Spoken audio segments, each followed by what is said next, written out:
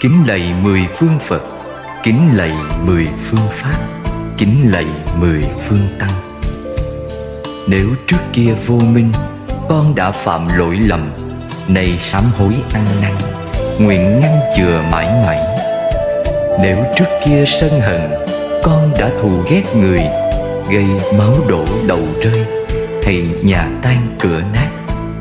Có khi bằng lời nói, con đã xúc phạm người, ý khinh bỉ chê cười, khiến cho người đau khổ. Có khi trong cơn giận, con đã đánh đập người, lòng lửa cháy bời bời, mặt dạ xoa hung dữ. Nay quay về nẻo chánh, hiểu lầm lỗi ngày xưa, lòng trây rứt vô bờ, xin cúi đầu sám hối. Nam mô cầu sám hối Bồ Tát.